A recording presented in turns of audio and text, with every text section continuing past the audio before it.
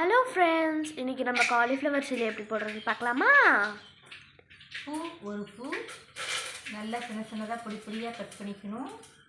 நல்லா சுடு தண்ணி காய வச்சு காய வச்சு அந்த பூவாக அதுக்குள்ளே போட்டுக்கணும். அதில் மஞ்சத்தூள், உப்பு எல்லாம் போட்டிருக்கோம்.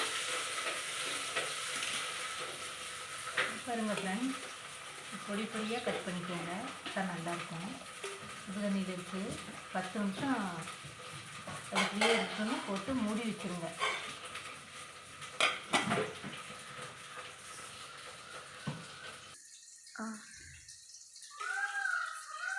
இந்த மாதிரி நம்ம தண்ணி வடிகட்டுறதுக்கு நம்ம இந்த மாதிரி எடுத்து போட்டுக்கணும். அப்போ பார்த்திங்களா, அடியில் தண்ணி சொட்டுது, தண்ணி வடியும். குழந்தைங்களுக்கு எல்லாத்துக்குமே பிடிக்கும், அதே மாதிரியே எனக்கும் ரொம்ப பிடிக்கும்.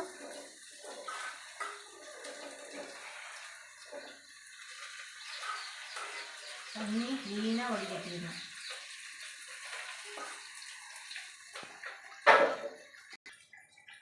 அகலமான பாத்திரத்தில் போட்டுக்கோங்க. புழு எடுத்து சுடுதண்ணியில் ஏன் போடுறோன்னா, இது புழுவெலாம் செத்து போயிடும்.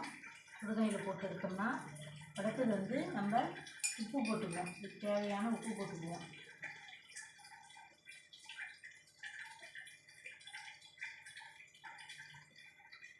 தேவையான உப்பு எடுத்து லைட்டாக இப்படி போட்டுக்குவோம்.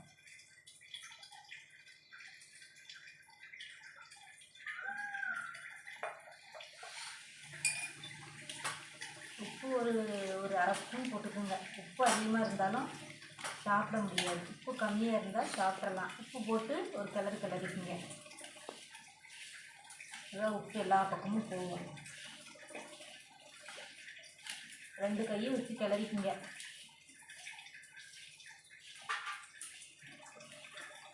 நல்லா எடுத்து போட்டு நல்லா பிடிக்குங்க. 2 கையை எடுத்துட்டு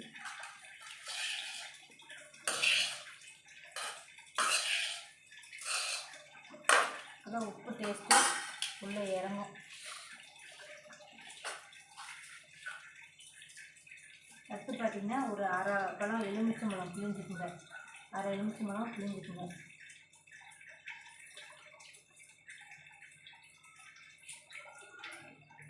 புளிப்பு சுவையாக இருக்கும், டேஸ்ட்டாக இருக்கும். நல்லா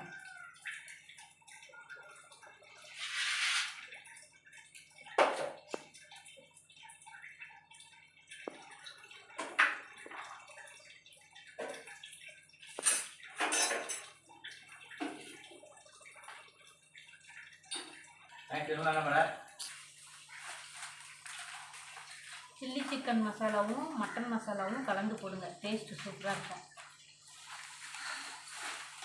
இந்த மட்டன் மசாலா இல்லை, அதனால் சீரகத்தூள் சேர்த்துக்கிட்டேன் நான்.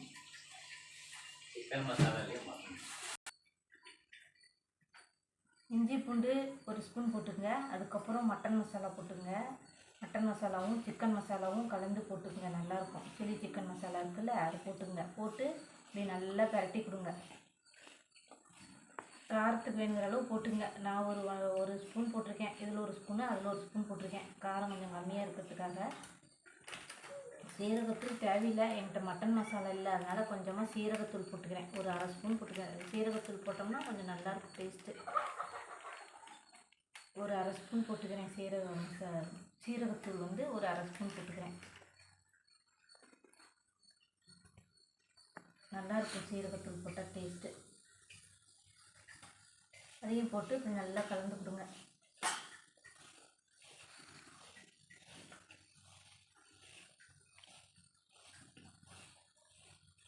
உங்களுக்கு கலருக்கு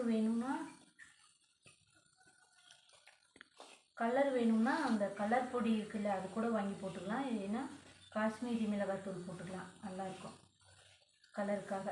அதுக்கெல்லாம் அதெல்லாம் கலக்கலை, கலரும் கலக்கலை, காஷ்மீரி மிளகாத்தூளும் கலக்கலை. அதனால் கலர் இப்படியே இருக்குது.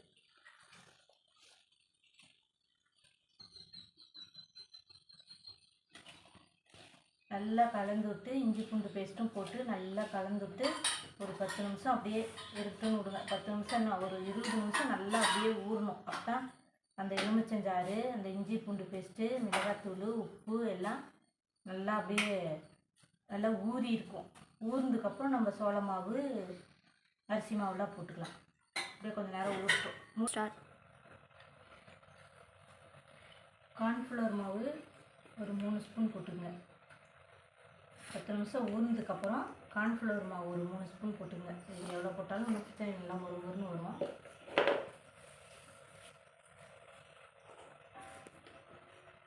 இதை நல்லா கலந்துட்டுங்க.